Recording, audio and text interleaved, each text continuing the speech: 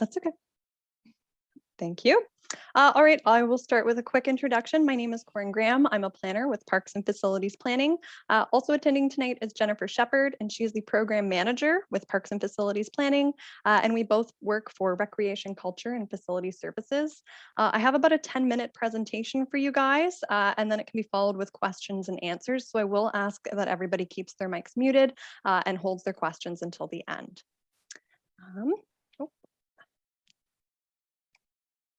slides aren't turning. There we go. So we're here tonight to talk about the Iona Shade Shelter Life Cycle Replacement Project. The city does tend to be proactive in the replacement of its assets. So in spring of 2021, Asset Management approved funding for the life cycle replacement of the shade shelter, sometimes referred to as a gazebo, I think, by a lot of the people in the community. And when assets are replaced, they must be brought up to the current safety and accessibility standards. So this shelter is approximately 12 foot in diameter. The roof was recently replaced by operations staff, but the posts are also showing signs of decay, and the concrete beneath the shade shelter is not structural concrete, so it does still need to be replaced through the life cycle program. When we first started this project, we did look at replacing it with a similar shade shelter alternative. The smallest size of city standard shade shelter that meets the accessibility requirements is 16 foot. So it is a lot bigger than the current 12-foot shade shelter. And with the proximity of the mature trees to the existing shelter, there's unfortunately not enough space to be able to fit that in the same location. So the only way that that would work was if the new shade shelter was moved to the other side of the wading pool, where it would encroach onto the basketball court, and it would also impede the skating rink that goes around the pool, the wading pool. So consequently, we ended up suggesting umbrella tables as an alternative.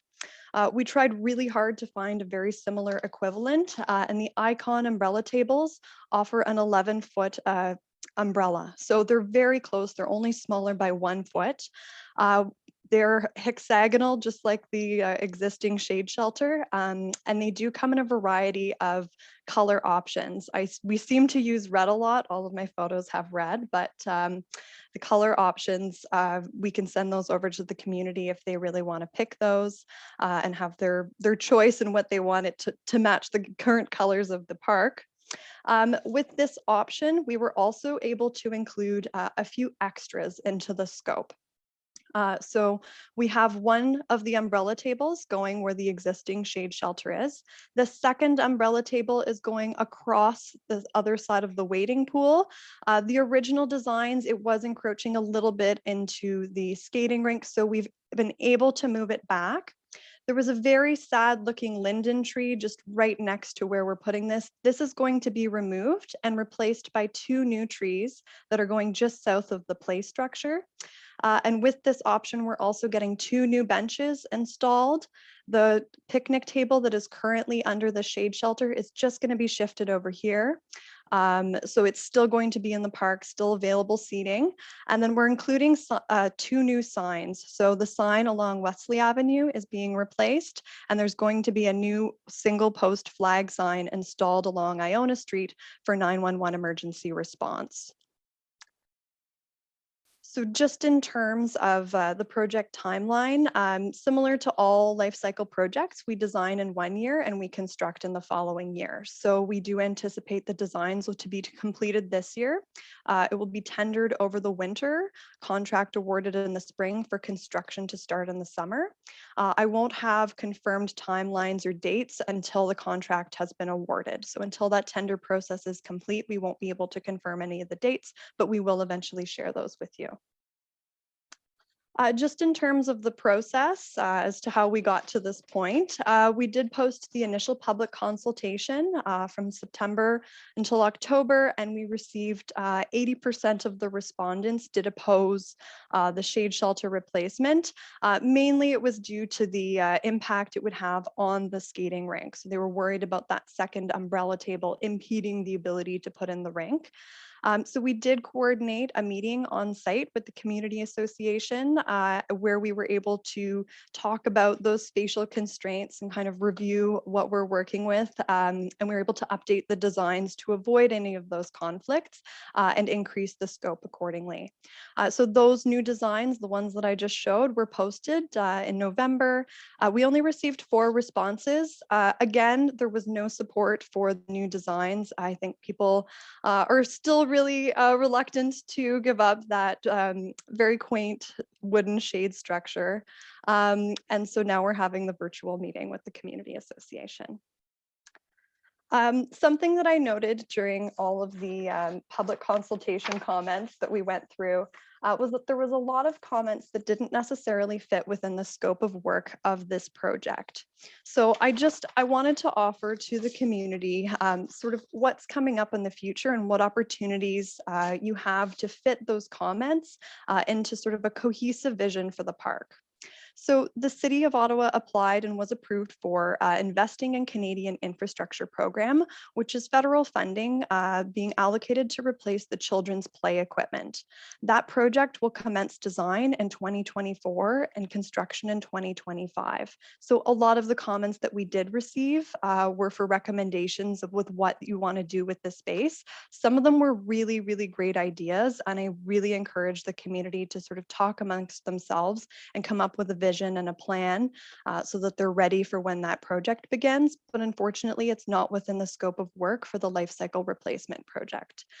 Similarly, there were other suggestions that didn't really fit within either of the 2 projects. And for those, we offer community partnership. There's 2 programs. There's Community Partnership Minor Capital Program and Community Partnership Major Capital Program. The main difference between them is the amount of funding that the city allocates. But both of those programs require the communities to approach the city with a cohesive plan as to what they want to do. And we work together to compile sort of the estimates and the whole application so that they can match funding 50-50 with the communities. And that concludes our presentation. I'm happy to answer any questions or concerns. Just to moderate it a bit, I propose that if anyone wants to speak, just use the raise hand function, or if you are an attendee and you want to prefer not to be a panelist, just write your question in the chat or in the Q&A, and I'll keep a list. I'm sure I won't need it, but we'll go that way. That's amenable to everyone. So the floor is open to questions.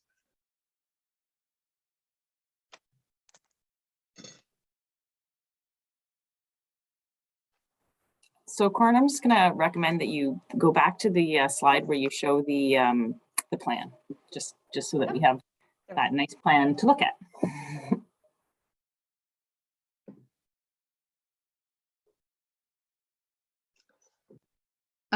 James, would you like to ask your question? I see your hand up. Sure. Yeah. Can you hear me? Yes. Thanks. Hey. Yeah. I just I'm a member of the community association community group, and yeah, without really beleaguering the point, the existing gazebo, yeah, it is quite well loved in the neighborhood. Certainly seems to be. I'm just wondering if that, it sounds kind of like the ship has sailed and sort of it's been written off, but I just wonder if there's an opportunity to review it at all, to understand more about it, if it could have a life cycle or what that might mean.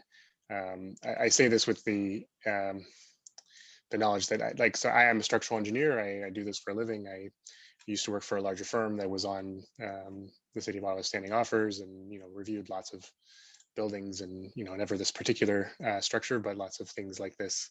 And I would be happy to, in the interest of the community, to have a look at this structure on my time. This is a thing I do professionally, but if the ship has sailed and the city has just said this is not an asset that we want to own anymore, then I wouldn't invest any time into it. But I just wondered if there was an opportunity there. So James, I'll just help Corin out here, is that it isn't just the structure itself, it is the concrete base as well. So we now install our shade shelters on structural concrete. And this particular feature wasn't installed on structural concrete. So that is one of the issues. So that means, you know what that means as a structural engineer, we'd have to take the structure away, and we would have to install structural concrete to be able to make that work. So that's the first item. That is a reason why we wouldn't invest, first of all, in this feature. The second thing is that it's currently not meeting our accessibility guidelines. So in order for the city to spend their money wisely, we invest in infrastructure and upgrades and rehabilitating. And when we do that, we make sure that we meet the current accessibility guidelines. So this one is not meeting it. So if we were going to invest money in it at this point and change it, so we would like take it away and redo the structural concrete, we would have to take that table away. We would have to take the picnic table out from underneath it because it wouldn't meet the accessibility guidelines. So then you would have an empty structure with nothing underneath. Right. So yeah, I think when we just look at all of the elements that are going on with that piece, you end up, you end up with the tables as being better options because they provide full accessibility, more seating, and more shade. So the option would be to leave it and take it away when it was about to fail, because it can't be brought to accessibility standards at this point. Right. Yeah. That's fair. I can't speak to the accessibility requirements, but certainly that seems to be the case. And yeah, to the first point. Yeah, there's not a whole lot you could do about the foundations without rebuilding it. Yeah. And just unrelated, but just while I have the microphone, I would just like to say that the 2 trees to the south of the play structure, I think, are a fantastic idea. I think they will provide, like, in some years as trees go, but in the summer, I'm there at that play structure very often with my kids, and it's very sunny because that's the south direction, and some shade there, more comparable to what is at, say, Fisher Park or Clare Gardens or something like that. I think that would be a great improvement to the park. So I like that. Jennifer, can I just follow up on that question? So it sounds like there's an option not to do anything, just leave it to fail, and then the city would take it away. What would happen then? Well, you will have lost your opportunity to have that life cycle money, so it will go away, and you will need to wait for the next round of life cycle and to come around. But we would have noted at that time that your community was not interested in having this life cycle done, right? So they would reallocate the money to a group and that wanted to see their structure. Who would want to see it change. So they would reallocate the money. You'd have to wait again for it to come back around. And I think that so they're proactive because they're not going to wait for it to fall on someone, right? So that's one of the issues. We're not going to wait for the city's not going to wait for the structure to fail. We're going to have to remove it before it fails. Right. And is this coming up? And forgive me, I think I was saying earlier, I have not been hands-on to this, so I don't know. And thanks for your patience. Is this coming up because this is its turn to receive life cycle funding? So the challenge is, if we do nothing, it either fails or we remove it before it fails, and that's what it sounds like you'd be looking to do. Like, there's just no guarantee that there's any life cycle funding down the road. This is the time when this structure is slated in the city's list for life cycle renewal. Exactly. Okay. That's helpful. Thank you. Yeah. No, those are excellent clarifications.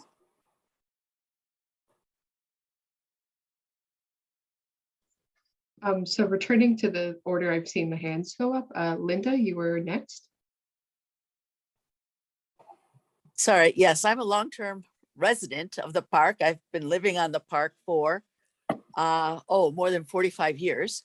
And I back right onto the park. And anyways, I don't really see a problem personally with, I don't really see a problem with finding 4 more feet of, 4 feet, 2 feet and 2 feet equals 4 feet in rather elementary arithmetic.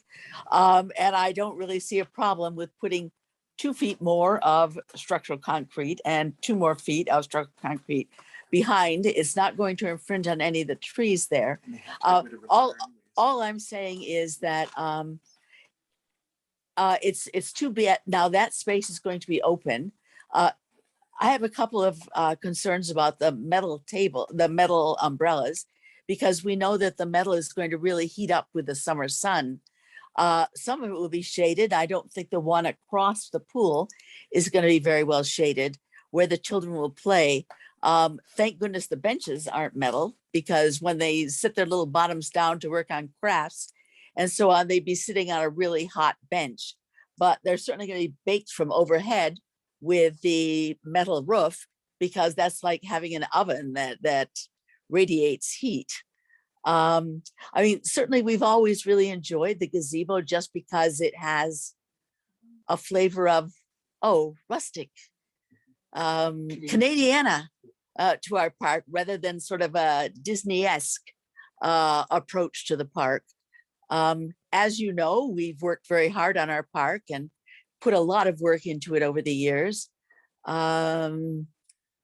So those were my concerns. I guess it's too bad the ship sailed before we were able to get on the ship. I would say, because our community likes to work in concert with the city, but somehow the concert got going and we somehow missed the boat. But we didn't even know, so that's interesting.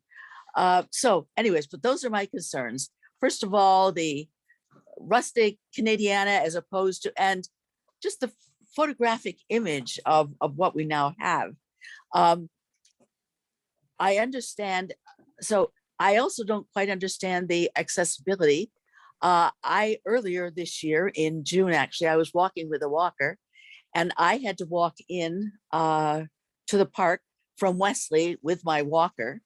And I was able to access, the whole pool area, the area underneath the shaded gazebo, etc. And also probably 2 years, 3 years previous to that, 2 and 3 years previous to that, I took my mother in a wheelchair, and we used to walk in from Wesley and then go into over by the gazebo in the shade, and I could get her up to the table. And that's what we would do. So I don't understand the accessibility problem. Okay, so I'll just address those. Many of our shade structures are metal. So the newer shade structures that we put in around the city, they are metal, and they can be light colored so that they don't retain heat. So we could have a light gray color so that they would not get hot in the sun. So that can be addressed by color. And the accessibility guidelines currently state exterior paths of travel need to have 2 meter clearance all the way around. So that's the current standard. And that is to meet universal accessibility. And so it means that between any vertical element, then, to negotiate around that vertical element, like a post, so the post of the gazebo structure and the seating area, there needs to be 2 meters clearance all the way around. And that clear path of exterior travel is just that's the current guidelines, and it needs to meet those guidelines.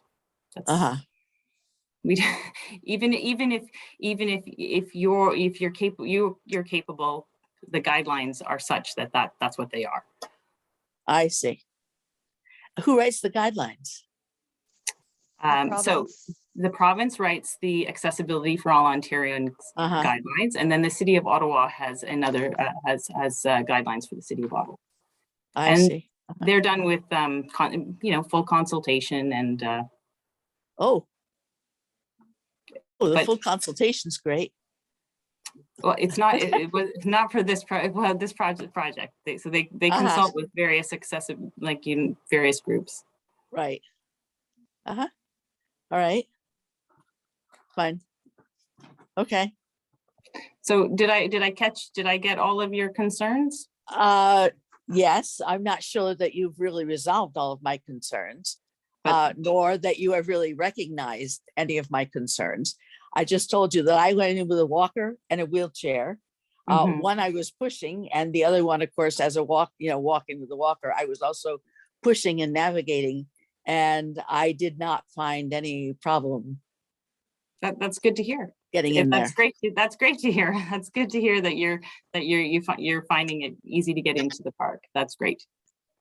Yeah, well, that's what accessibility is called, right? Mhm. So, yeah, okay. All right, so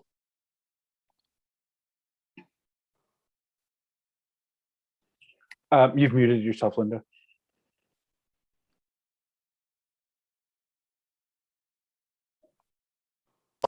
okay. So do it again. Say it again.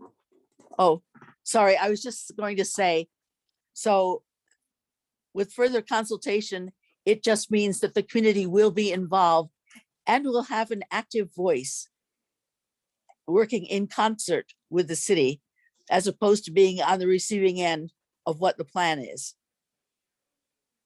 So I do feel that you've been heard. Corin has had the design modified Uh-huh. to address what she heard through the consultation. Yes, yes, that's right. Yes, yes. But the point is that the design was initiated and completed before the community was consulted. So I just, from my experience working with, Grant Pert, you probably don't even know that name. Way back Oh, when, we know Grant. We know Grant well. Yes, That's an old name, but yeah. but we Yeah. know him. I worked with him. oh yes, oh yeah, working way back with him when when our park went from number 39 to number 3. So it didn't look like a desert wasteland anymore. We were involved in every issue, every step, every plan. And Grant went back and forth between us and our park and the community. And yeah, I just think that was a perfect way to run it. Perfectly, quite I have a frankly. question. Was the gazebo built with Grant?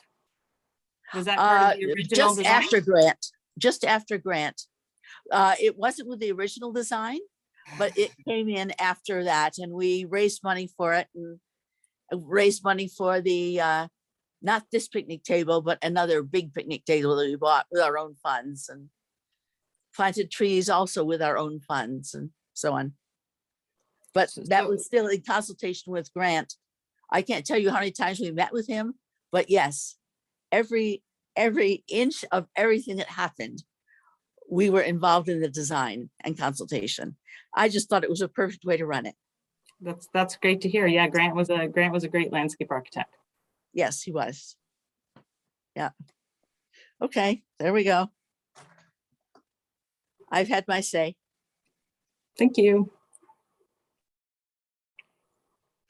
Okay, to move on to the next hand that I saw go up in the chat, I do believe I saw Lauren had some questions in his hand up. So if you'd like to go, or you can wait, whatever you'd prefer to address them. I believe Amos had his hand up before I did. Okay, Amos, if you'd like to go. Hi, thanks very much for hearing us out.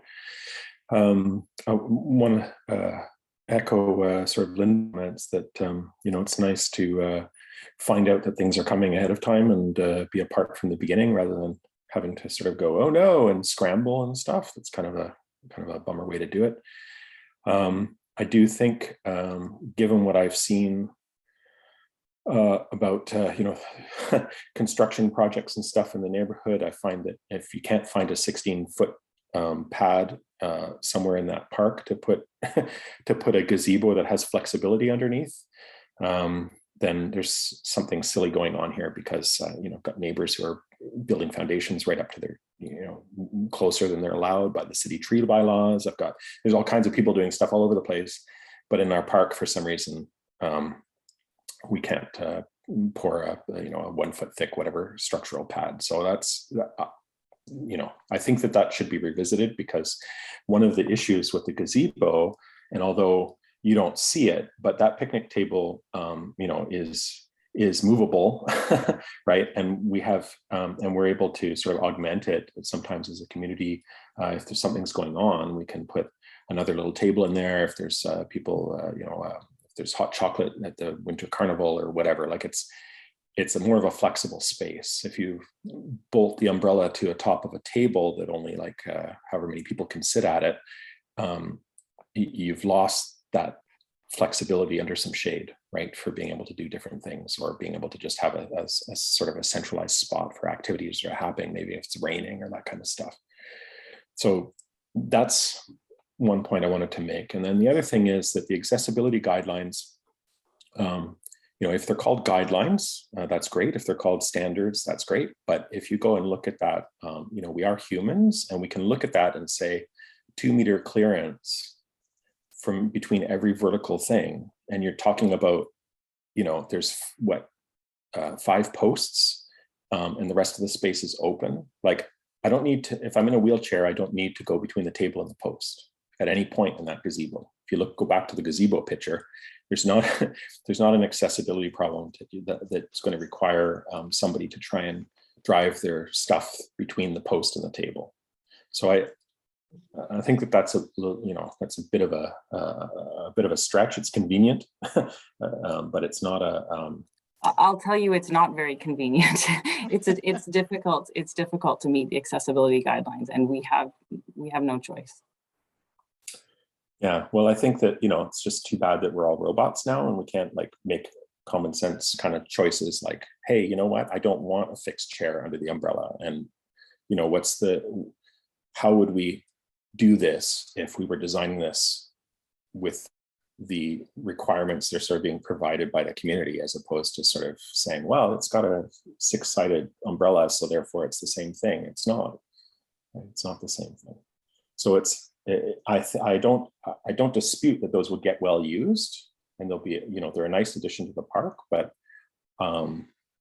you know, maybe you can put, if there's, you know, if the money is lost or we're worried about that or whatever, you know, put the one in on the other side. That would be a great addition, and see what people think. Does it get well used? Does it become a beloved feature of the park? But, you know, and then maybe leave the other one, and if the community raised funds to build it, maybe they'd be willing to do it again. Although honestly, every time the city just comes and drops stuff on us, it's like, well, why would I put my money into that if we don't have any say over it? So that's, you know, I mean, I personally will probably never give $1 to like support something that's going to wind up on city land, because we're not treated like we're co-owners. It's not a 50-50 thing, even though you're paying 50% of it. It's never considered 50-50 after the fact. So that stuff is really frustrating. So anyway. Okay, so I heard that you would be interested in having the one structure left and removed when the city deemed that it was no longer safe to have, and have the other table go in. So this is sort of a new design, and I guess we will have to talk to councillors off about it to come up with a decision. But that is something that could be considered if you. Okay. If what my actual preference would be, put the 16-foot gazebo in while you've got the time and the money and stuff, because I don't buy the tree argument, honestly. I love trees, and Jeff knows. But there's not a, you know, the trees that are nearby are not too nearby for that to work out. So I'm just going to clarify that because it does show it in the image here. The rule is that the roots extend to the drip line of the tree, so to the edges of the branches. So you can kind of see here around the edges where we're proposing that new umbrella table to go, that it does extend into that area. And that's where those root systems are. And we're very cautious when we're working under trees to not affect them and cause them any damage, because we also don't want to harm those trees in any ways. So that's what that caution is. And it was also confirmed by Forestry Services. They did go to the park to evaluate the sad little linden tree, and they looked at the other trees and sort of highlighted their concerns about where work can and cannot take place. So how far down does a structural pad have to go? It's not necessarily about the depth of the root system. These are maples, I believe, that are here, and they do have roots that go higher up than some other trees. So it was a no. They did assess it. It wasn't just us and sort of our little rules and trying to gauge how deep those roots are. It was done by Forestry Services. Okay, well, they're giving you different answers than they're giving out in the community for other projects. So that's interesting. The rules on the site are 10 times the diameter of the trunk.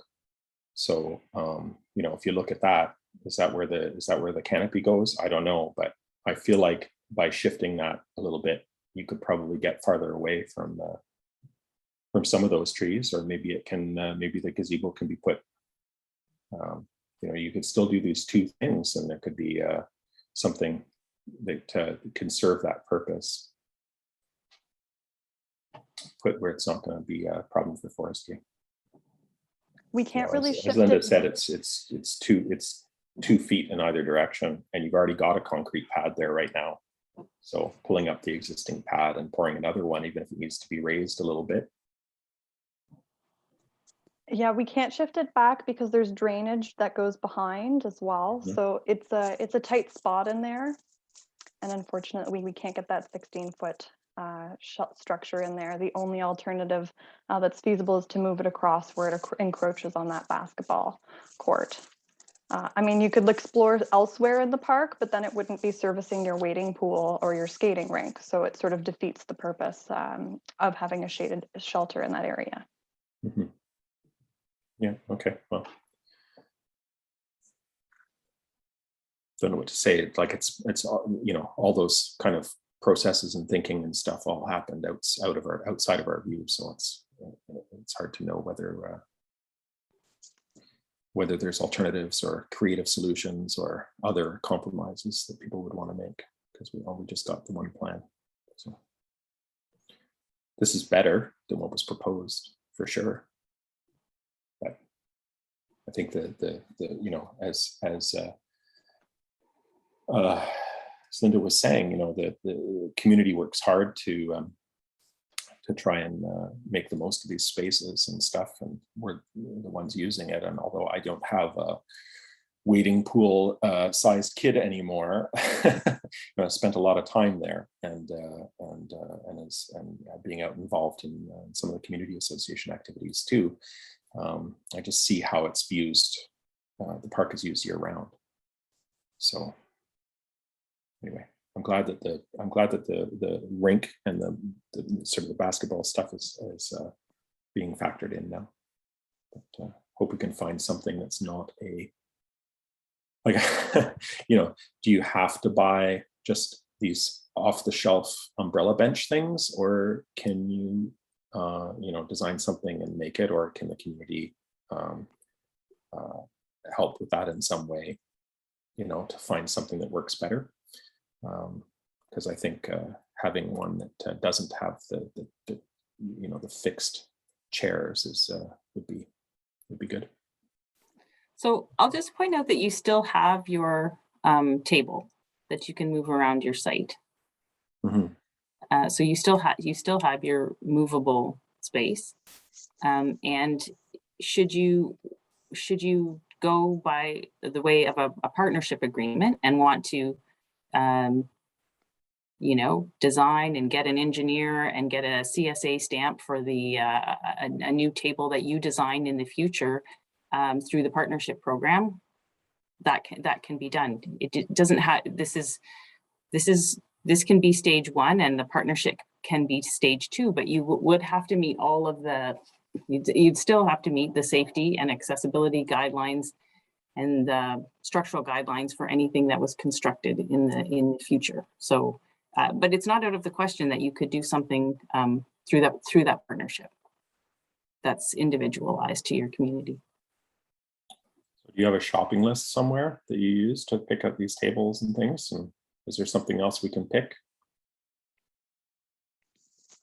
Like me going and designing and getting a CSA stamp on a table is funny, but it's not realistic, right? But if there's a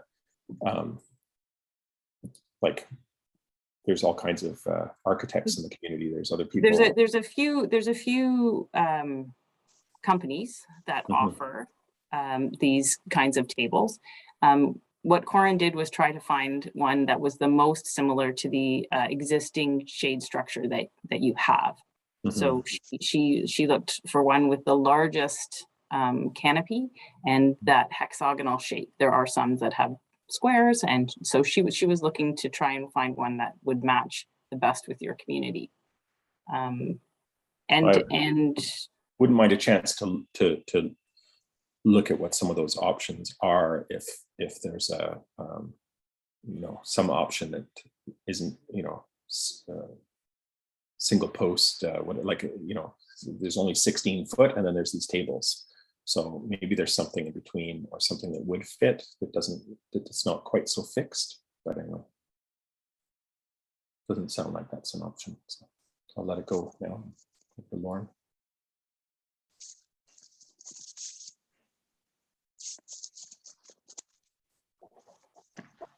My turn?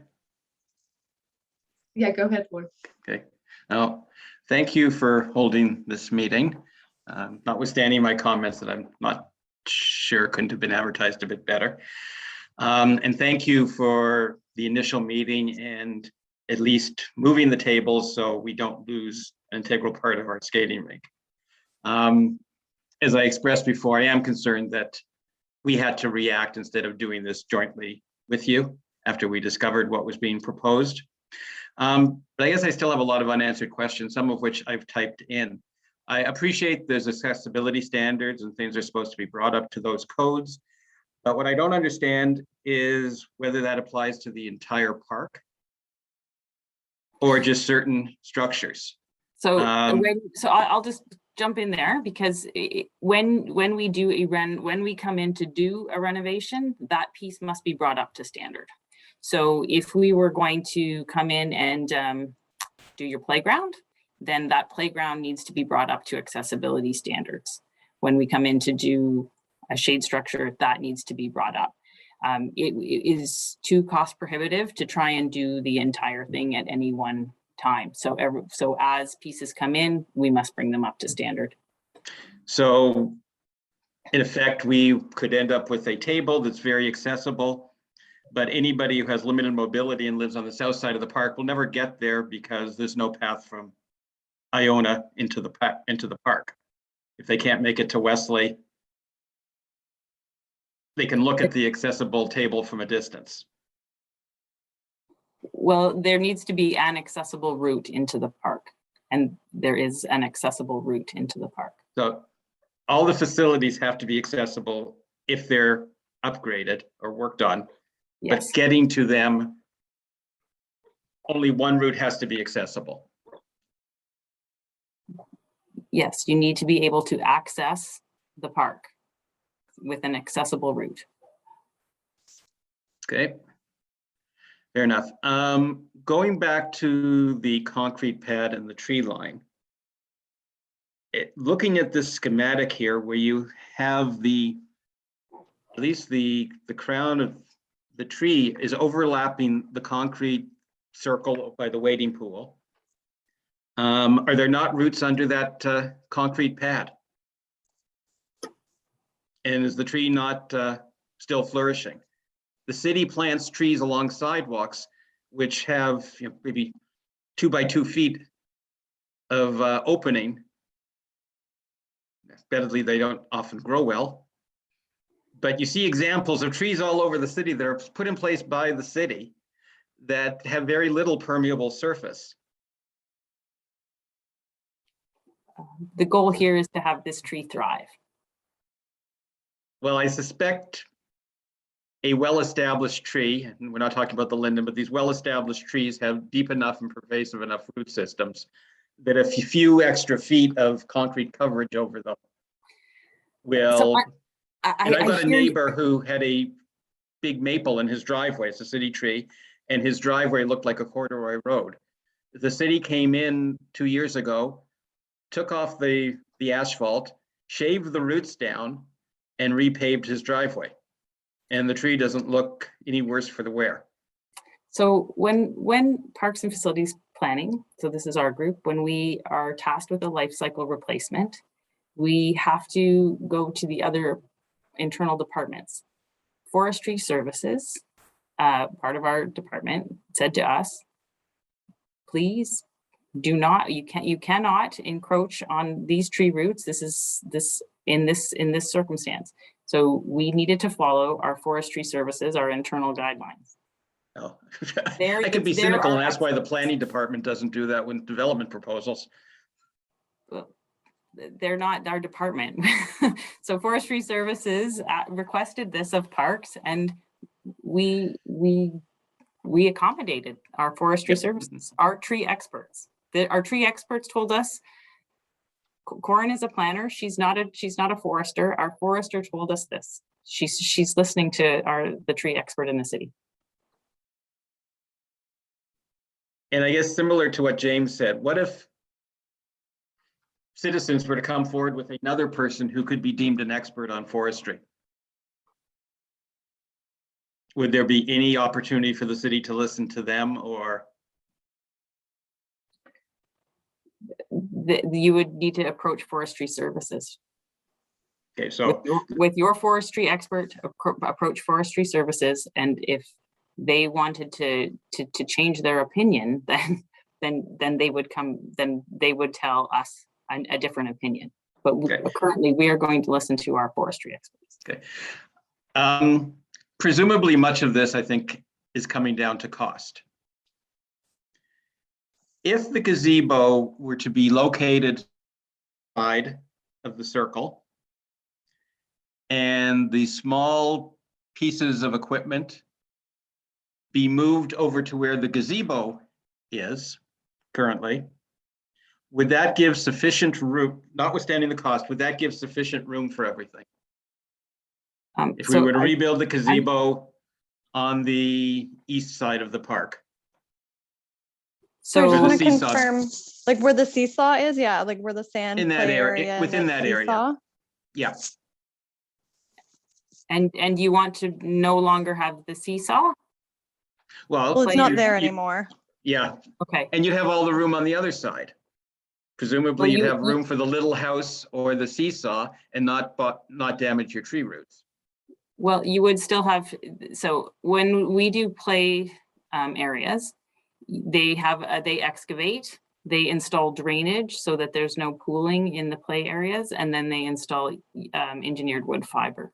So there's still fairly major excavation that goes on with a play structure installation. So I think the excavation issue would still be there if we were to. Because we've been told that little playhouse is going to have to go. It's falling apart. The climbing net is gone. And I can't remember, Corin, you said the seesaw is gone. I can't remember if it is or not. So assuming those get replaced, they're all going to have to meet accessibility standards. The new play area will have to meet accessibility standards. Yes, that's correct. Yes. And drainage standards. Yes. So what I'm saying is, if those play pieces got put to where the gazebo currently is there enough room to do that without disturbing the roots? And would there be enough room for the gazebo to be on the other side? Well, when I look at the area of the that play pit, It's quite a bit larger than the area of the gazebo. Well, you've shade got tree. the space in between the structures. The spaces don't have to be as big. They do for safety, for CSA standards. So you're going to get a new, that this was what you were hearing, is that you're going to get a new play structure, and that new play structure will have to meet all the CSA standards, the current CSA standards. Yes, I'm not And- disputing that. How much is this coming down to cost? And how much more would it cost to save the gazebo? If it could be saved and increase the pad if need be. I think this gazebo cannot be saved because it, to do so, we would be lifting it and redoing concrete. And in the process of doing this reconstruction, we would need to make it accessible. And therefore, we would not be able to have a table underneath. Okay, a new gazebo on the other side.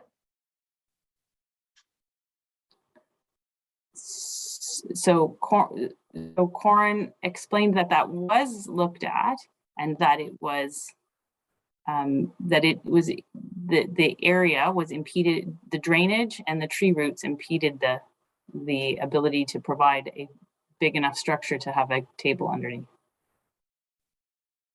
So we did look at that, but it really encroached into the basketball area. Well, that's only a concern subsequent, because what you were proposing would have totally encroached into it previously. So it wasn't an issue for you previously.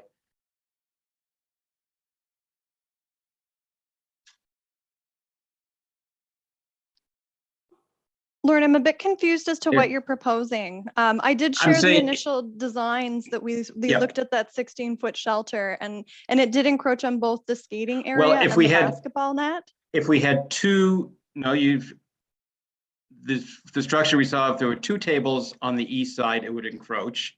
And we figured out one table there and one table on the exit, on where the current gazebo is. But I'm trying to ascertain, is this a problem money can solve? And if so, how much? Because we do have in this ward cash in lieu of parkland. This area has had significant development. We're not getting any new parkland from this cash in our area. I know Loblaws is giving us a park, but that's because of their development.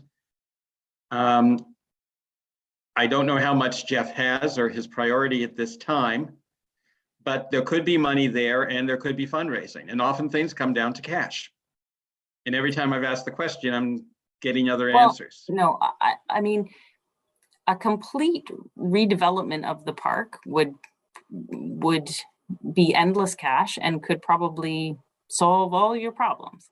But what we're currently looking at is a life cycle replacement, and the issue with the life cycle replacement doesn't come down to cash. It comes down to or funding. It comes down to space. So may I just ask, what I'm hearing, and I want to make sure that I'm following along, is I think what Lauren is suggesting is on the east side of the wading pool, that you could accommodate the larger gazebo structure that we would, is in the catalog, I guess. And that the community is willing to accept that might encroach a bit more into, and I'm sorry, I'm trying to figure out where the basketball court is. It's next to the swing set. Well, Okay. Jeff, until we saw where it could be placed, I'm not sure how much encroachment between the basketball and the skating. I'm not sure if people would see the encroachment as an acceptable trade-off to keeping the gazebo. Right. Some But it might, some wouldn't- might not. Okay. I suspect the And younger then- you are, you want to see the rink and the basketball court. And then the proposal, Lauren, is that you would rebuild the existing gazebo in that. Well, if you moved it, I don't think you could take you might be able to use the old roof, the new roof, if you could lift it off, but I would imagine you'd need the new support beams, the support poles. And I would imagine it's more expensive, but we do have pots of money, as we discussed the other night. So I'm just going to keep going back to, it is not the money in this circumstance with this gazebo. It is the fact that it does not meet accessibility. So rebuilding it and reinvesting, we would be required to remove Yes, that. I get that. I get that. And I'm Okay, not so- disputing So that. I know, okay, so I'm just confused a little bit here, that you would choose to keep a structure that doesn't meet accessibility guidelines. No, I would knowing say that we- build it larger so it meets the accessibility. I'm not going to go against the Accessibility Act. I appreciate what it's there for. So a new structure that is large enough to meet accessibility guidelines? Yes, At the beginning of this, we looked at a catalog option of a larger gazebo, I Yes. think, right? Yes. So can we build that on the east side of the wading pool? Not without encroaching into the skating rink and the basketball. Are you willing to take a look at, are you willing to show us what that would look like? I think Corin maybe has that. Corin, Might did have you a have? plan. I'll have to pull that up. Give me a minute. I'm gonna... Yeah, so let's give, so while Corin's pulling that up, maybe we can get to some of the other questions. Because I'm open to that. I certainly expect that the city is going to listen to the city's foresters, and I certainly expect that we are going to follow the accessibility rules. But this sounds like something that might get us, within the existing rules and within the existing budget.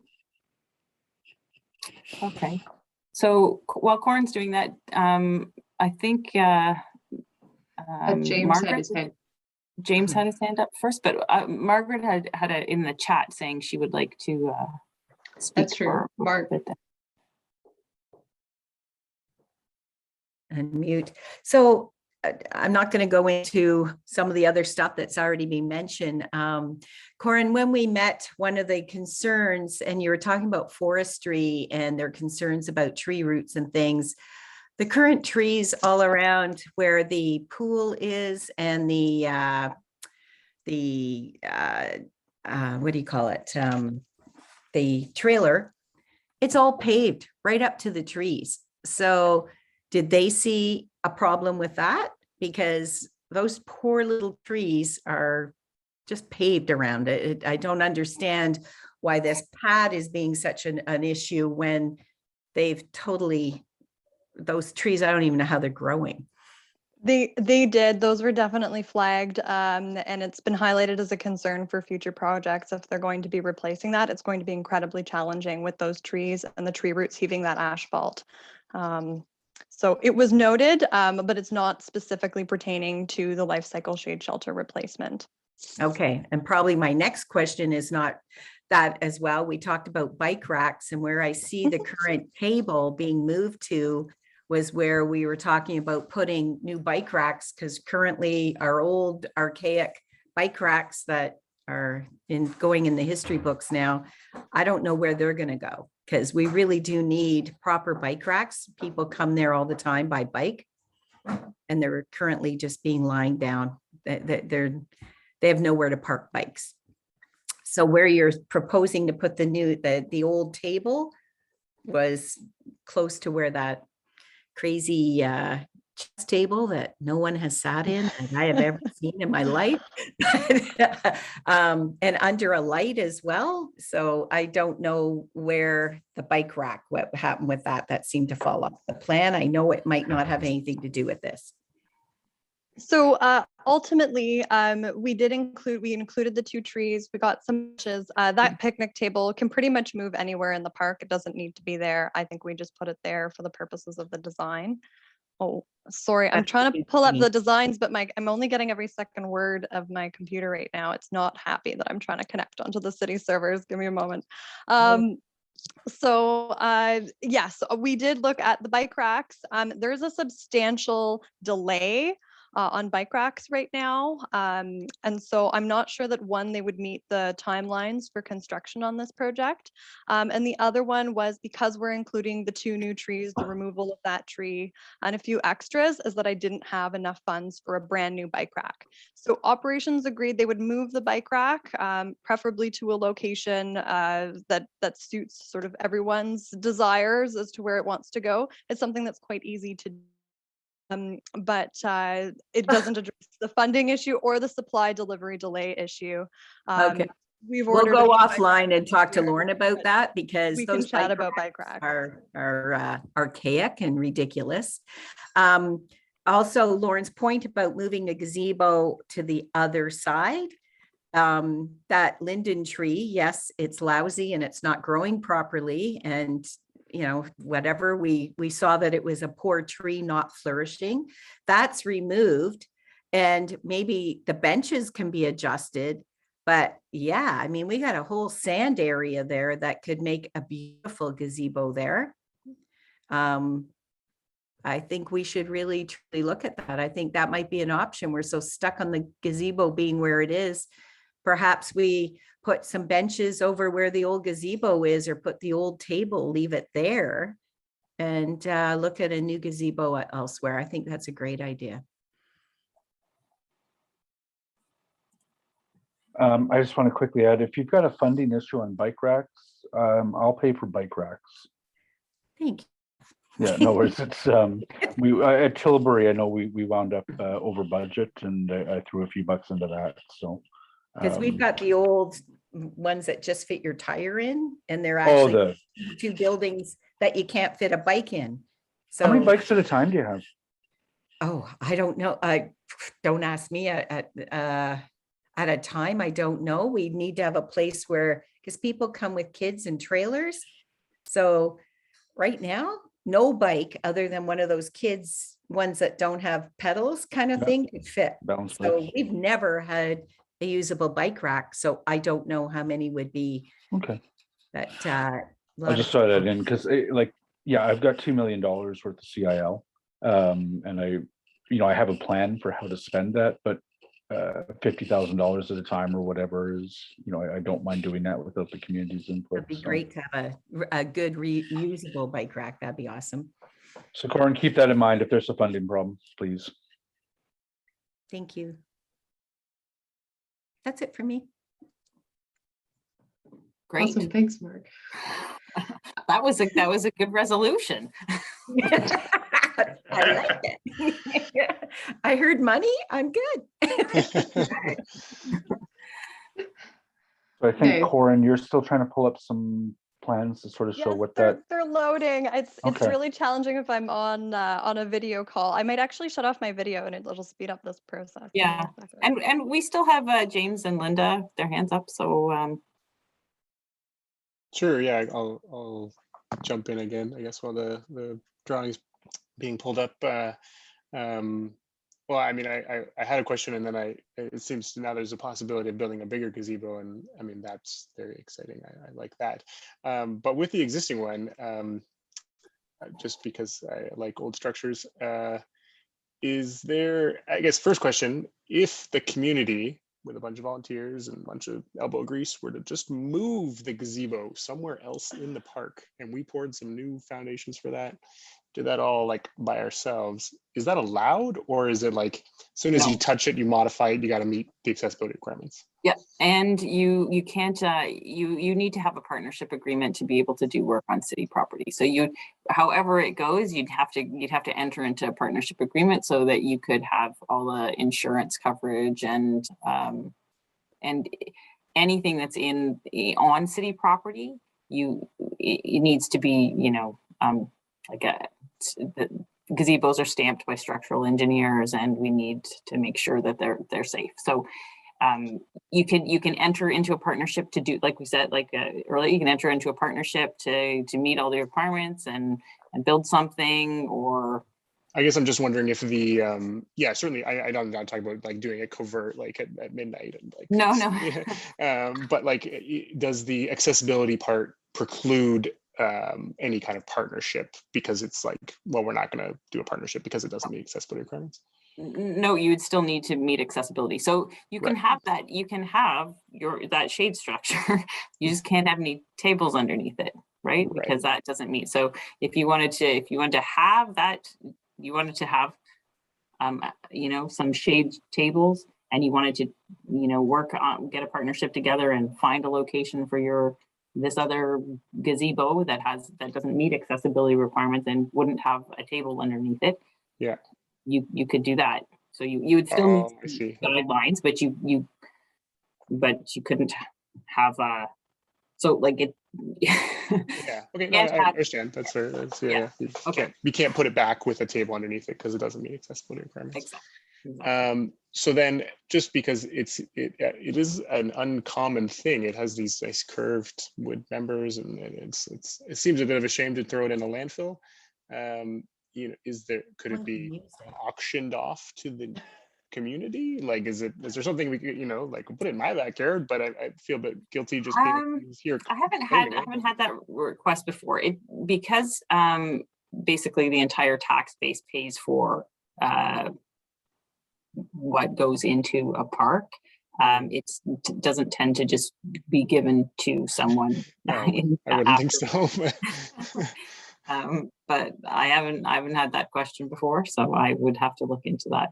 But I would tend to say no, because the entire tax base would have paid into it. Could do a raffle. A bit like the tulips, right? We don't get to take those. We didn't, even though we live in the city, we don't get the tulips. We don't get to take the tulips. Like that. I'm just going to mention that the operations did replace that roof, and with the life cycle coming up, they were going to repurpose it in another location. So you might be able to salvage the posts maybe for a fire. The roof, I think, has already been spoken for. Oh, well, that solves that problem. Actually, it was just that I don't want to put it in a landfill, but if they're going to put it, you know, somewhere else, then that's great. They will try to reuse it. Yeah. Smoking shelter at a city facility somewhere or something. I don't know. Okay. Thanks. So Linda has her hand up, and then maybe we could then Corin could talk about this this design option that went through originally. I think. I did have a question about a four-sided or a gazebo with a four-sided structure instead of 5 or 6. So if you want to come back to me on that after Linda. Okay. Yeah. So that's totally amazing. So you realize how many hot dogs, to think that the top of the gazebo has been put somewhere else on somebody else's bill, and we sold hot dogs and hot dogs and hot dogs and sleigh rides. And remember, I'm talking back 50 years to help pay for the gazebo and the design in the park.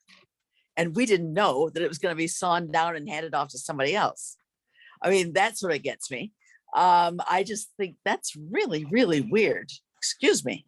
But the other thing that I want to mention is the basketball hoops are used, and they're used by kids that are like 10, 12, parts of family units that come into the park, either after school. There might be a mother with a younger child.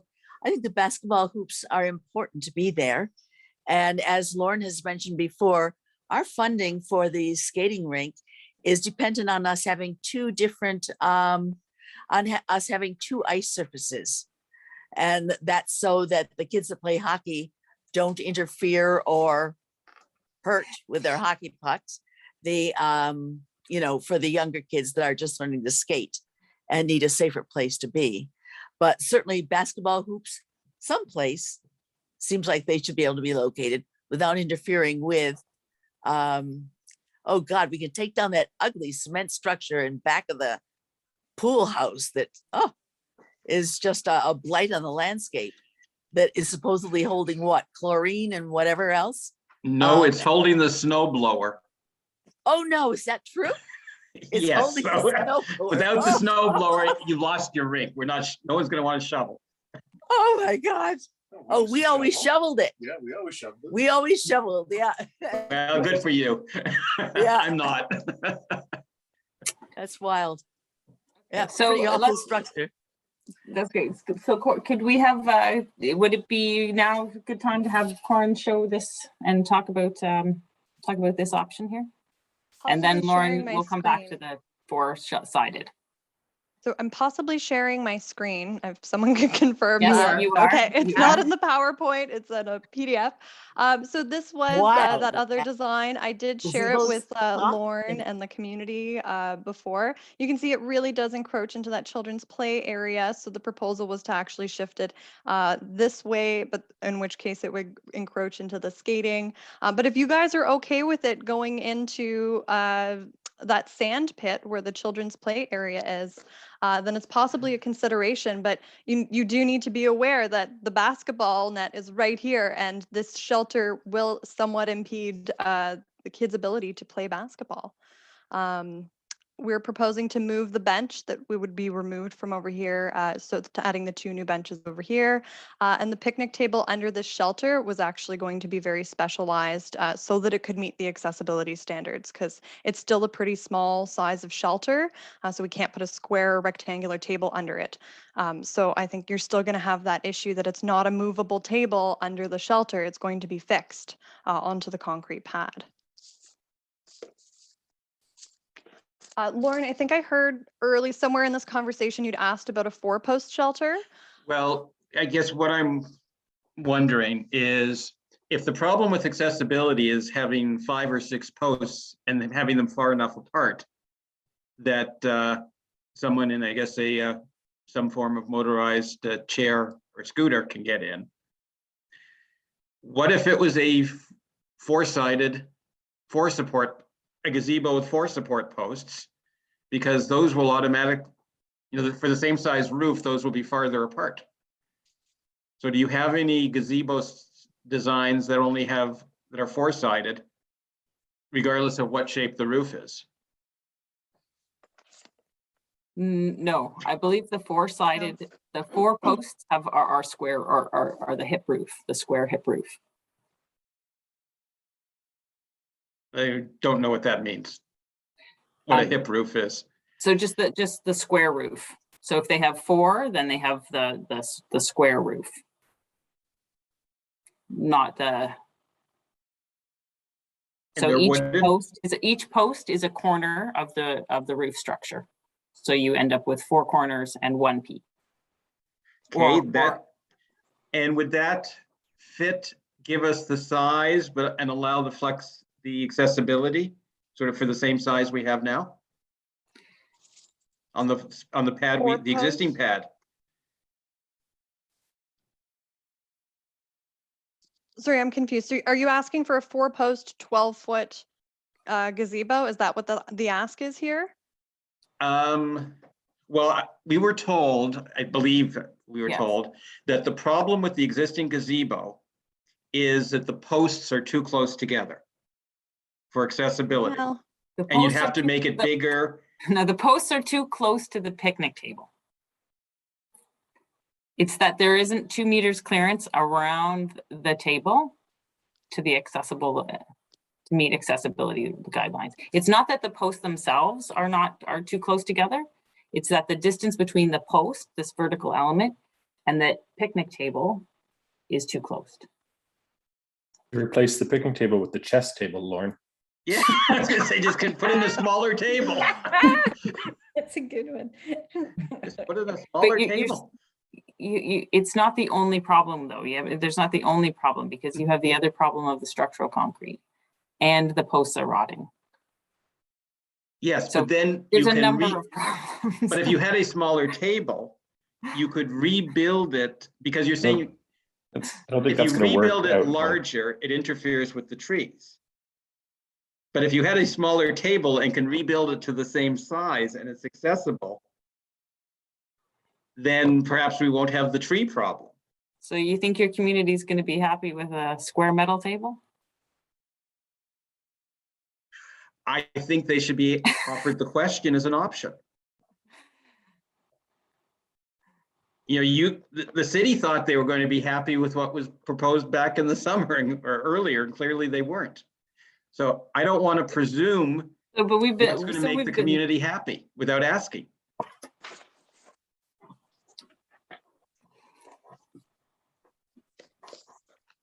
And they may be happy with a smaller table and keeping the gazebo. I don't know. There are just a limited number of there are unlimited options in this world, and there are a limited number of options that we can offer at any given time. And I believe, was this, Corin, was this the very first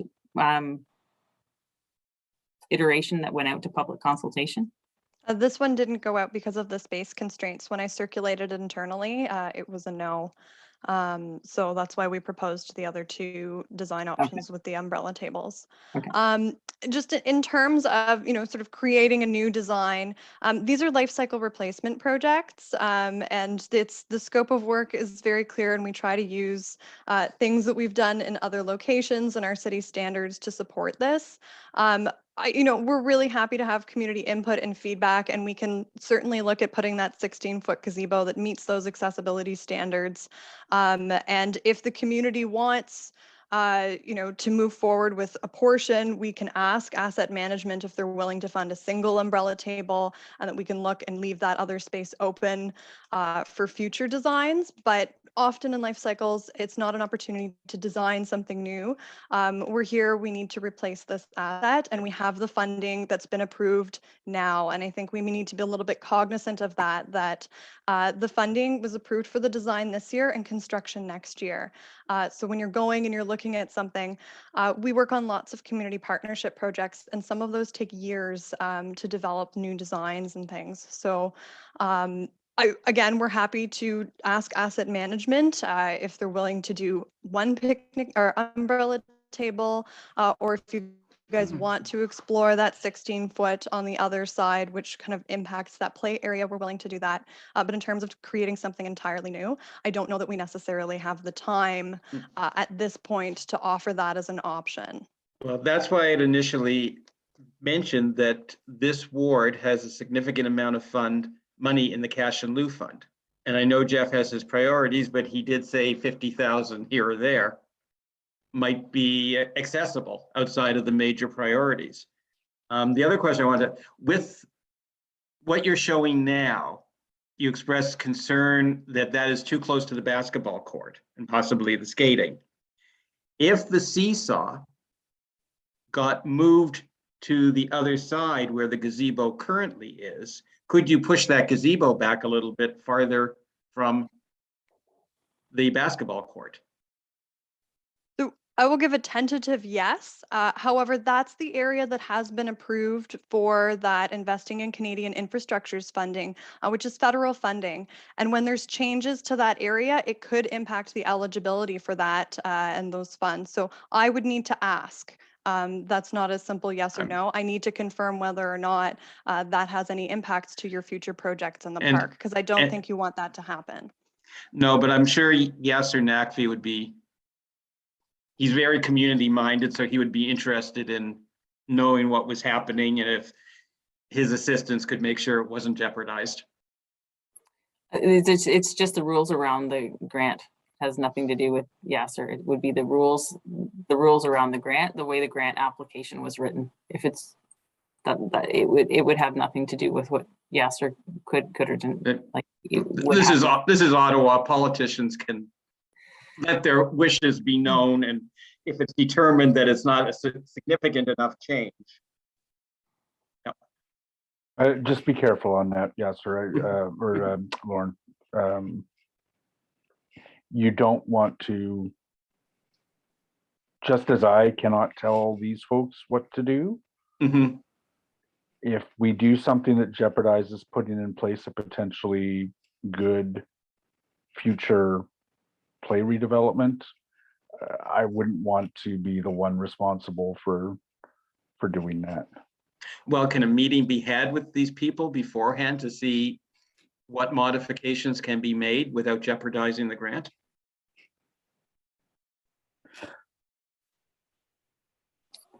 So your proposal is to move the the gazebo, like, let's say this. Assuming what's on the screen now would still work with the grant, perhaps even if it didn't. The concern we have with what's on the screen now, notwithstanding if it needs additional funds, is that it may be too close to the basketball net, i.e. skating pad. If the seesaw or the climbing net isn't there anymore. So if you put the seesaw where the climbing net is indicated, and maybe rebuild the climbing net down the road on the other side,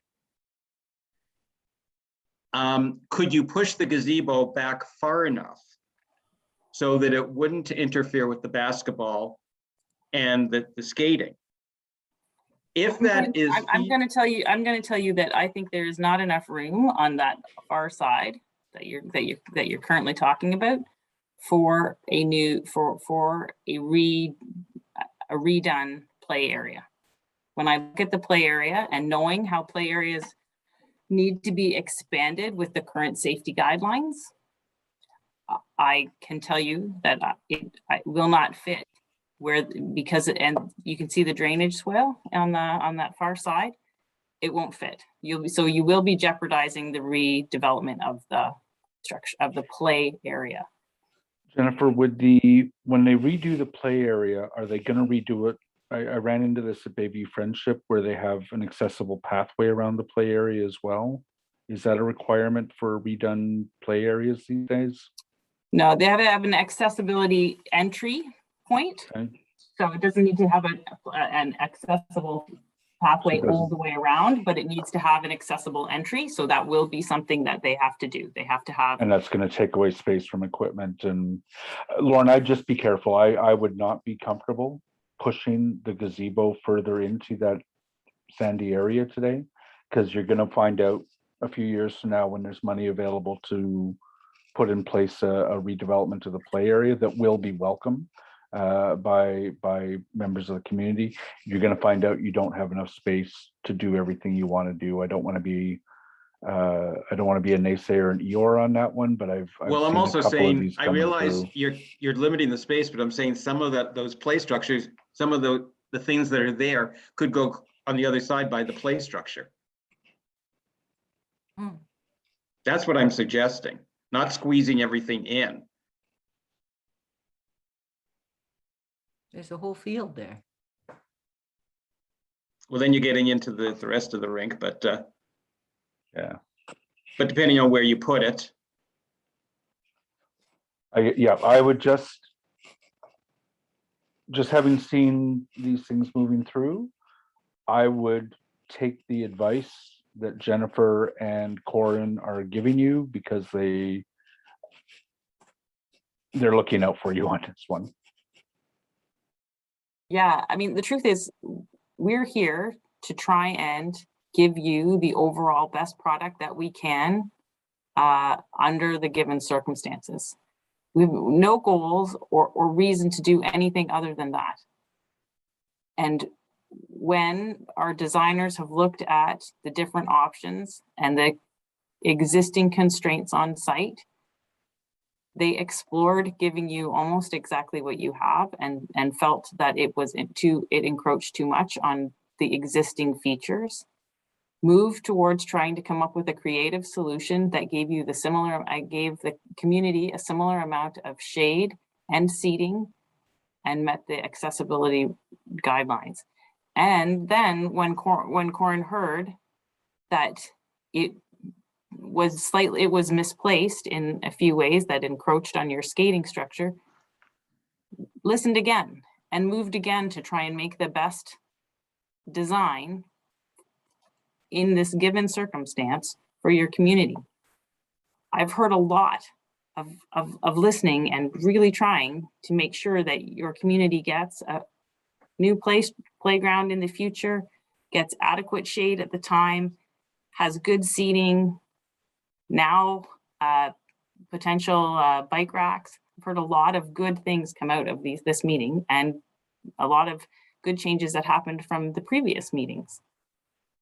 It's a constrained site. It's really tight. You've done a lot with that park. It's good. A lot of people use it. We want to see those people still use it. Can I, and again, I'm getting caught up tonight, so I just want to make sure I understand some of the community's concerns. It strikes me that the loss of the gazebo in its current configuration probably represents the loss of some very useful event space? I know that would be my first thought, right? Like, so when it comes time to sell hot dogs, you're able to stand under the gazebo and you've got a usable space from which to sell stuff. And the picnic table that's under there is movable. And then the second concern I think I'm hearing is that it looks nice, right? And I agree, the gazebo has a look to it. It's a little rustic. It's attractive, it's romantic. Is that, and then what city staff are recommending with the 2 table provides us with more shade, but it's not as usable for as wide a number of purposes. I mean, it's really mostly useful for sitting under, taking some shade and eating or doing crafts, but it's not the same as having a larger shade space where you can take the table out and put 2 sell tables in. tickets, or put 2 tables in. Sure. Is that, am I hearing things roughly correctly? I would say so, yeah. You've been to our winter carnival, so you've seen, Yeah. we have 2 tables and a barbecue under there. Yeah. In the summer, I imagine when the summer staff would have a better sense of how they use it than I would, or maybe those who back onto the park. But I would think as well, it means they can group all the kids under one table, particularly if it rains, and do whatever they do. Yeah, I've done my pop-up office in the gazebo as well. I know how nice those spaces are. I could do my pop-ups at the same, or the tables that they're recommending. The option that we're seeing on screen gives you a larger gazebo space, but a fixed table. So again, it's sort of the loss of the flexibility if we did that. And yeah, what but staff are telling us- if it can't be moved and it interferes with the basketball court and the skating rink. Yep. I don't see that as an acceptable trade-off. Yep. Others might. No, I think there's probably a good reason why staff didn't lead with this. Yeah. Okay, so what I'm hearing, the real impasse is here is in around how to maintain such a large, flexible space, a large, flexible shelter. Put a splash pad over there and put the gazebo into the wading pool. Yeah, right. Okay. Okay, I'm not going to pretend I have a solution, but I appreciate knowing, I think, what fundamentally the issue is here. So this 16, and I'm sorry, Corin, you can tell me if I'm screwing this up. This is a 16-foot gazebo that we're looking at here. Yes, it is. Yeah, and the problem with it, if we were to move it over onto the other side, is forestry has asked us not to. Yeah, They don't there's want no to see a place. large structure over there. No. And it has a fixed table. Is there an option to use a gazebo like this without a fixed table? I don't know if they make fixed tables in that configuration. Generally, because it's a specialized table to fit under there, it would be fixed, just because of the way this one is configured. I can investigate and see if there's something somewhat equivalent that would be movable. Does there have to be a table under it? Do we have to put a table under it? Not necessarily, no. So if But then one you would was- be limited with no shaded seating.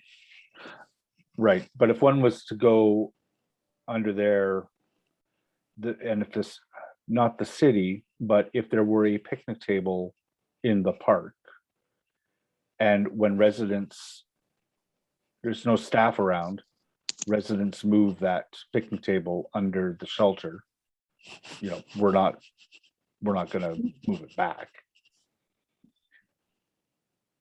Is that a problem?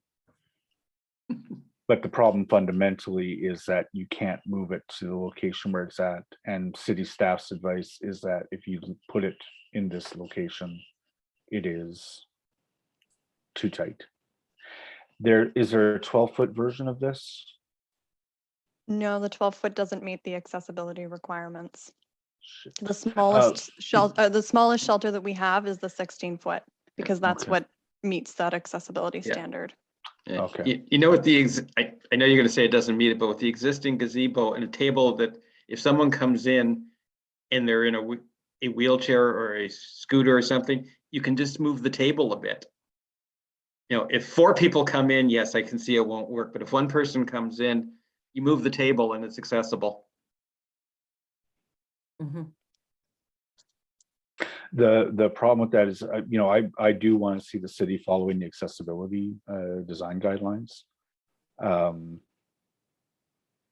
Disabilities come in all sorts of different types, and Yeah, and you're assuming there's a group there to help, right? yeah, So that doesn't fly. I think the post requirement is something that should be revisited in future things. If there's, you know, 2 posts that are too close, but you can go all the way around the posts. You know, you can go 359 degrees around the posts on both sides. I wonder if you need to be able to go between the posts, if there's other ways to get around the posts. I think that's a bit silly, but okay. So if what I'll call the current proposal, which sees 2 shade tables go in, which provides lots of shaded seating for people who want to use the park to sit down and do crafts or eat. I assume our city staff have, the summer staff are okay with having those 2 seated areas, because I know they do crafts under the gazebos, right? So Yeah. it's, you know, if they're happy with the 2 shade tables, we actually increase the amount of what is probably the most likely use of park, which is for people just using it on a day-to-day basis and not requiring that large flexible space. But then I guess I wonder, how can we replicate the need a few times a year? Jeff, I was just thinking of that. If they say the gazebo, the table on the right, on the west side, you've got the table there. If the pad is big enough, we might, without infringing on the trees, if you made the pad big enough, it would allow us to bring in a table. So we can put another table next to the umbrella table on the west side. So you have a better staging area than just one little umbrella table. Yep, it's not as sheltered. No, I don't think we're going to resolve that. Yep. But at least it gives us a place where we can put more than one table together. So that, and I would say it on the west side rather than the east side, because the east side, if we're doing something in the winter, part of that's an ice surface. Yep. Or a basketball court, whereas on the west side, you've already got a pad there. Just extend it in a way that you can get a normal picnic table or So folding table. Folding Can I- table. can I share my screen for a second, and I'll just think Here, I'll try and Stop. okay. Oh, I'm disabled. Oh. From screen sharing. You should be good now. Okay, here. Okay, so imagine if you had this table and you take your picnic table and you move it so that it sits like this. This is what I think that Lauren, you're saying, right? And you have your picnic table, it sits in here, you have all of this. Yeah. That's still under the shade table, just a little bit that sticks out over here, but you've still got all of that space. Yeah, so you put the table there and you make the pad as big as possible without affecting the trees. Yeah. And so then we can use that pad to put in additional tables if we're doing something that needs them. To slide that, to slide that picnic table against when you have a Yeah, or a barbecue on the other side. But they're going to be Those- bigger than this, right? It's 11 foot. So right now you have a 12-foot hexagonal. So think about that.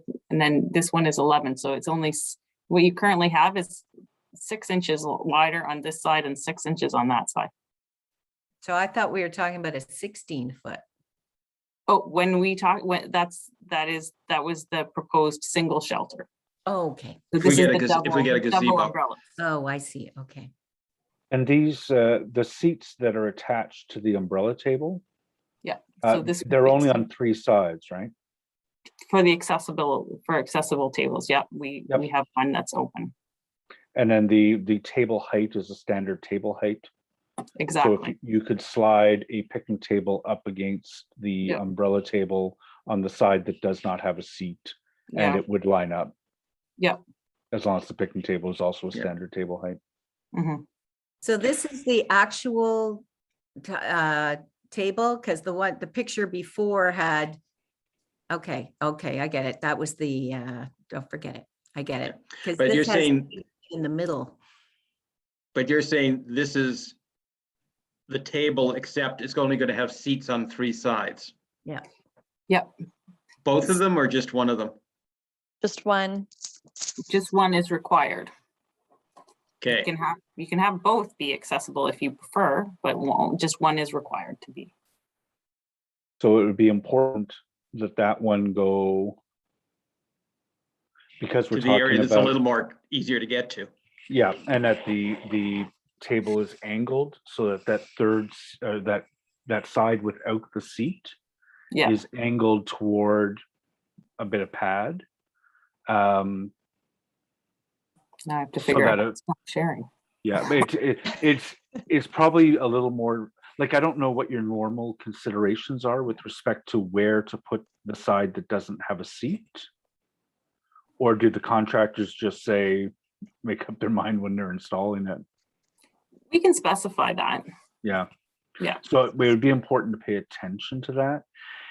I'm comfortable with that, folks. I know it's the loss of a gazebo that is attractive. I also know that there is a life cycle schedule, and we are at the mercy of that life cycle schedule. The city wants to maintain its stuff. I don't think that we've necessarily done a very good job of it for the past little while.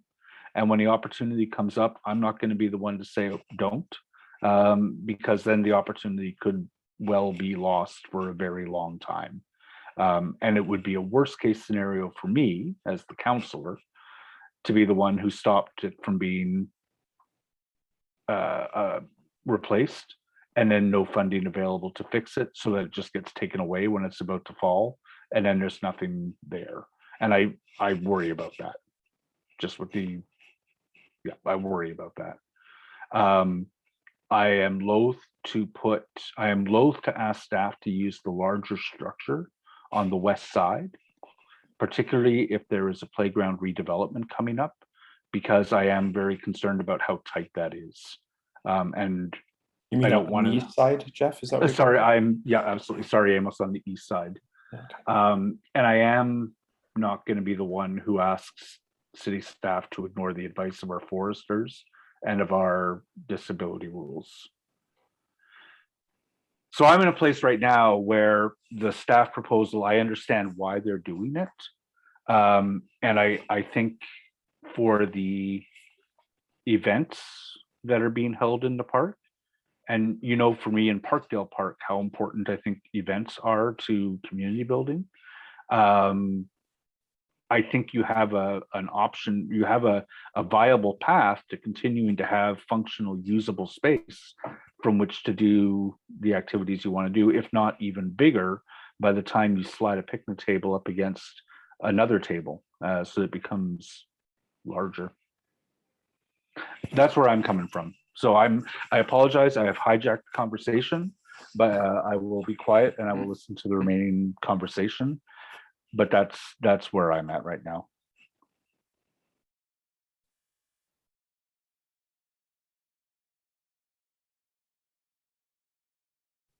I'm not sure if we want to revert back to the list of raised hands, but I do have Mark and Amos if you guys want to go. Go ahead, Amos. Thanks, Mark. You're welcome. I think it's, I think the points that were raised about the kinds of activities that happen in the gazebo are important. And I know from the summer activities around the wading pool and that sort of thing with the city staff, the lifeguards and things, you know, that is kind of I worry it's a cool shaded kind of relief spot, and it's where the kids, when they get a little bit hot, that, you know, they go and sit in there and do crafts and stuff. So I realized that the umbrella table there would provide some of that, although depending on the time of year, you know, may or may not be giving as much shade.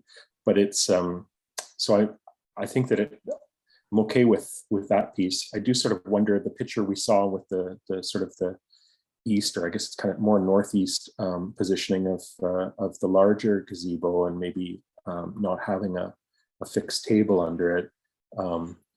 I've heard I don't know about the park rebuilding funds and federal funds and all that stuff, but I feel like, from my memory of the park, and it's been a lot of ice making and summer stuff, but I feel like there might be space there where at that sort of edge of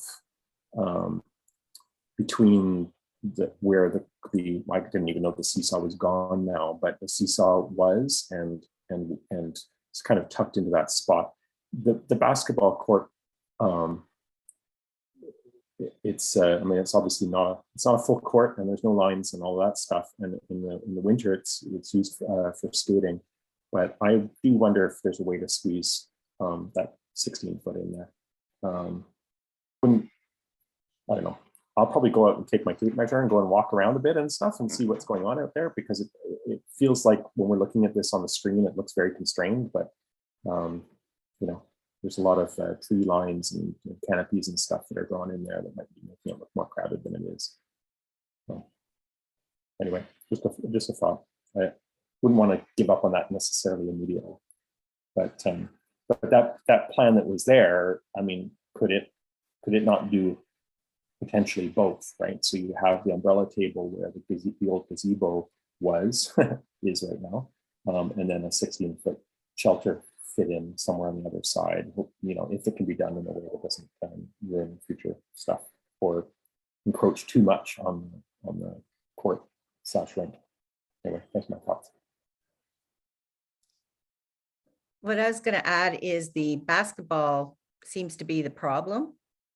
Can the basketball be moved? Because we've got a whole area way behind.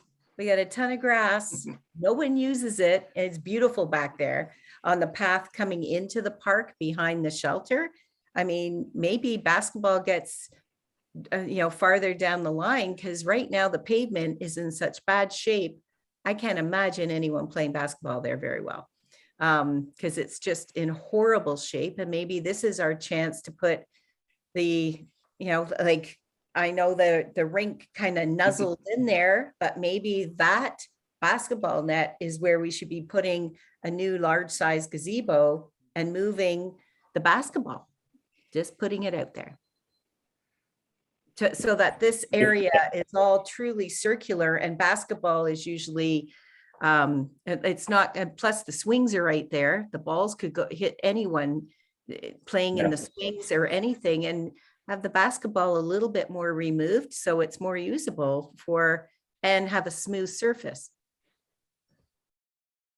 Just a thought.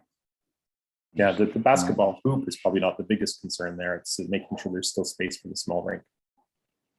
Oh, there's still connected to the rink. Yeah, there would still be space from what I saw. So yeah, that like that little inlet there where the basketball net is, that we always think of as the basketball net. If we put the gazebo in there, we can still have the circle going all the way around the pool, attaching to the main rink, but the basketball itself have a spot maybe behind where the like maybe that needs to go for a bit, and we down the line we replace the basketball area, because that whole set of grass at the back there is not used. I will caution Okay. politically, that removing basketball nets becomes an issue, and I get a lot of notes about how important basketball is to racialized communities. Yeah, Yeah. Marge is And- suggesting moving it, not removing it. Yeah, like I don't Yeah. want to, like I don't know that paving another area for a Mm. basketball thing is within the scope of the funds right now. But we could leave one net up because there's one near the play structure, because there's one at each end, right? Leave one for now, because no one plays a full, I've never seen anyone play a No. full game of basketball. Of course. So I d- bumpy there, you can't play. Ideally, to make everything work, and I realize you can't do it now and there's not enough money, is, as Mark said, yeah, if you move the basketball net to the north side of the buildings where there's plenty of space, which isn't all that well used except for gardening. Just make sure it's not too close to the plants.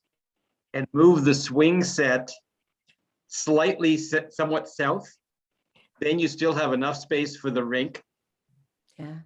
And And there's a plenty of place between the swing set and the main hockey rink, that there is room to move it, say, I don't know, 5 meters south. But I realize that's down the road, and hopefully I won't be rink manager by the time that happens. It's that's a problem. Any change we do right now, it's a big thing. So we want to do it right.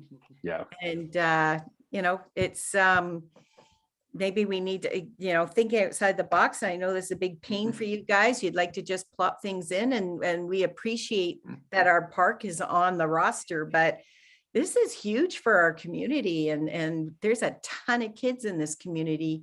So we want to make it accessible. So yeah, we put a path in to make it accessible, because it was grass to the whole little park for the longest time. So, maybe we have to rethink that, and the gazebo could go where that basketball net is. I don't know. I will say also the one thing that sort of Iona Park kind of has going for it is that it is a very friendly park for younger kids, right? There are bigger kids far away, and so even having the basketballs flying around while the kids are in the wading pool, it's not great either. So I think that's a great idea, Mark, if there's another spot, and maybe it could be put in, like we'd actually have a proper basketball court instead of a 2 nets offset or whatever. I don't even think we have 2 nets. We might only have 1. Yeah, there is. Thing that the There is, community group and the city could work together on for, like that could be, I don't know, like I think people would take to that if we had a really good, because everyone loves that gazebo. So if we can't have that gazebo, or could we move that, like have our lovely gazebo that's going to be moved to somebody else's park, could we put that lovely gazebo in that spot and look at changing the basketball? And then we aren't moving a beloved structure out of our park. So, Well, And now the problem is, it's just the frustration that I experience with each one of these life cycle projects. There is a budget that we use to maintain our existing assets, and that's the budget that's here right now. and timing. And, by the time you get money to move the basketball, and that may never come under life cycle, it may be under cash in lieu. It could be, 10 years down the road, and either we do nothing now, or we have to do it piecemeal and hope somehow we can make it all work at the end of the day, which is a big challenge. I am going to bail. I'm going to suggest we wrap up. It's been a long day. Although I did get to go into Canadian Banknote today, my first tour. I've been in the boardroom before, but they took me behind, and they showed me this skid what's in there? that had money and passports. And they showed me this skid that had several crates on it. And I was watching them load the crates up with bricks of 20s. Nice. And so I asked, how much is on that skid? And they're like, $9 million right now. What? And like, I'm not a money man. Like it's not my thing, but I was like, whoa, that's $9 million. And there were multiple of these skids. Wow. Yeah. Right. So I'm just in this room with all this cash. That's crazy. It was Yeah. wild. It was really quite something. Yeah. I toured the place in about 1990. I was working on a contract. The Canadian Banknote was selling currency to the new country of Ukraine.